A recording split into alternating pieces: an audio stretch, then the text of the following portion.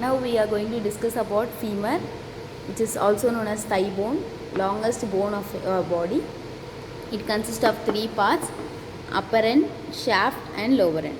Upper end, shaft and lower end. It is homologous with your humerus in the upper limb. It consists of head, which is full rounded.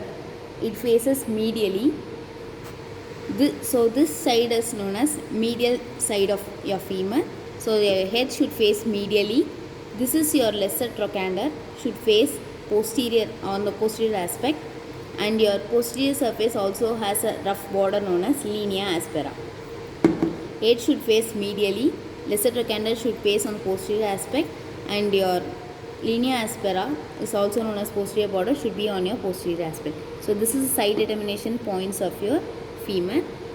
This head articulates with acetabulum, which is facing laterally to form hip joint, as we already discussed.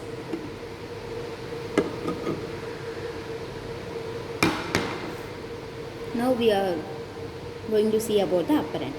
Upper end has the following parts. This is full rounded head, neck, greater trochanter, lesser trochanter. Head, neck, greater trochanter, lesser trochanter. The greater trochanter and the lesser trochanter are connected anteriorly by a line known as intertrochanteric line. Intertrochanteric line which connects your greater trochanter and lesser trochanter anteriorly.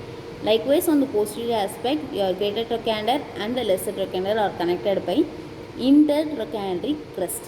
This line is intertrochanteric crest. On the anterior aspect, it is intertrochanteric line. On the posterior aspect, it is intertrochanteric crest. This is neck of femur, which consists of a fossa known as trochanteric fossa. This fossa is known as trochanteric fossa. Head has a depression known as fovea capitis. This depression is known as fovea capitis. Here, now we are moving to shaft. Shaft consists of three surfaces: anterior surface, medial surface and lateral surface. It consists of only one border in the midline, posterior border, also known as linea aspera. Posterior border, also known as linea aspera, which divides on the upper end as well as on the lower end.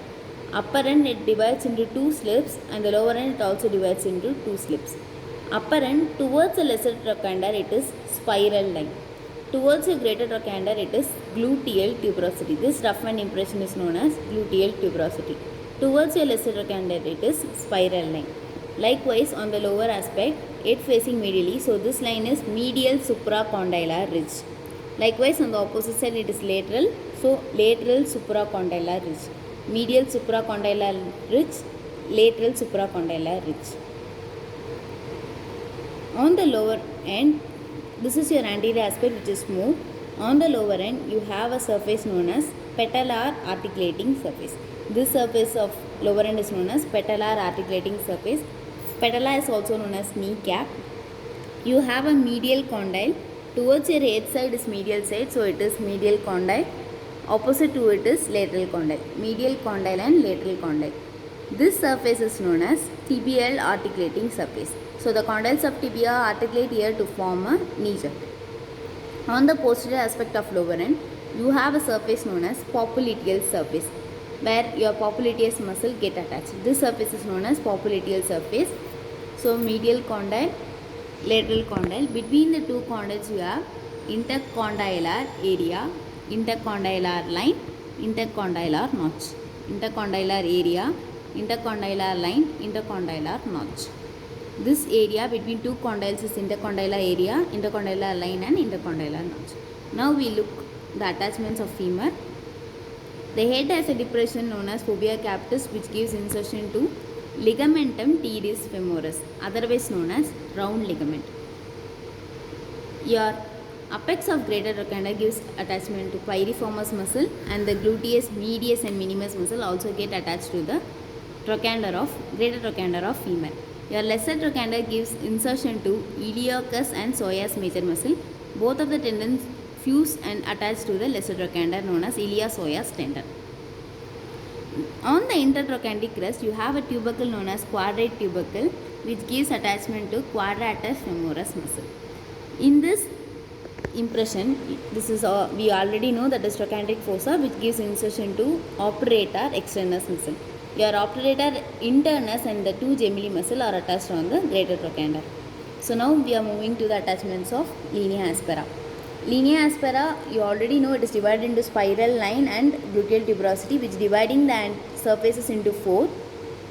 Your gluteal tuberosity gives insertion to gluteus maximus muscle. Your linea aspera gives insertion to many muscles.